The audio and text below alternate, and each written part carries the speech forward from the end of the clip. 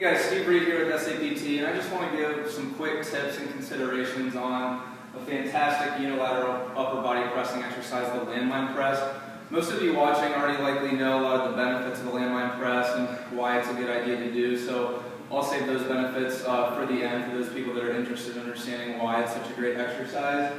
But for those of you who already incorporate landmine pressing either in your own programs or the programs of your clients or athletes, just some tips I found that really just help the exercise get even more effective for either yourself or the people you work with. So the first consideration is, just like every exercise, how you set up and start the drill is going to dictate your success during the lift, and then by extension how much you receive from a training effect standpoint. So everything starts with the setup. So you can do a lot of variations of landmine press: tall kneeling, half kneeling, parallel stance, staggered stance. I'm just going to be talking about the standing landmine press for today. So when you go to set up, you'll notice a lot of people just haphazardly just pick it up with the rounded back and then go up into it. So it all starts with picking it up off the ground. Make sure you have a nice neutral spine. Then pick it up and go into it, just because it's silly to tweak your back doing an upper body pressing exercise. So once you've picked it up with a nice flat back, this is even more imperative, of course, once you move into heavier weights.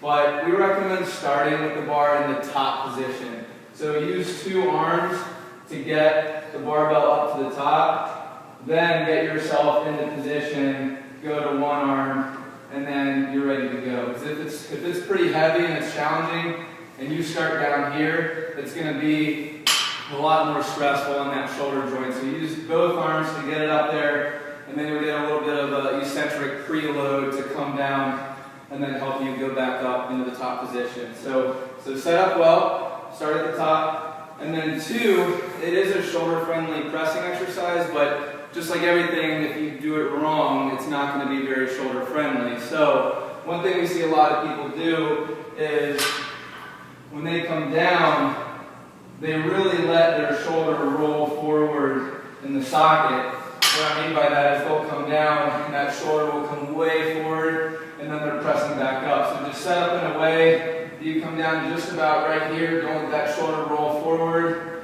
then press back up. One thing that can help with that is just as you're pressing, put your hand on the anterior shoulder and go down just until you feel that shoulder want to roll forward or glide anteriorly, and then go back up. Two, make sure you're not compromising form for the weight you're using. We'll see a lot of people, they try and go too heavy and then they press up and their elbow flares to the outside. So keep your wrist and your elbow stacked, so as you're pressing, should be right in line. The weight shouldn't be so heavy that you have to come way out here. Third consideration is just be mindful of your core position.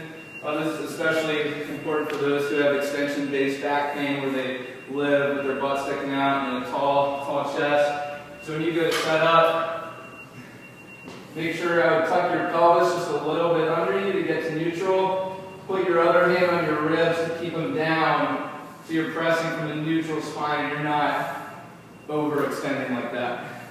When you do it right, you'll actually feel it a lot in your abs on top of all the pressing muscles. So those are a few considerations you can try out again. Start up with the setup, use two hands to get it up there, monitor what your shoulder's doing during the lift, and then make sure you have a good neutral core position. For those of you who maybe are seeing this exercise for the first time, it's a great shoulder-friendly pressing exercise for either overhead athletes or just people who may have shoulder pain or need to worry about getting shoulder pain, because you can use a neutral grip, so it opens up the subacromial space a little bit. It also is a good way to incorporate a little bit more of a vertical press without going into full humeral elevation, where you see a lot of issues take place.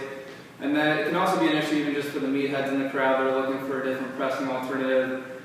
Maybe you don't have any dumbbells either in your home gym, or say you're at a hotel gym, or just your gym doesn't have dumbbells that go up very heavy. It's a great way just to use a barbell to get in another pressing variation. So give those tips a try and hope they go well.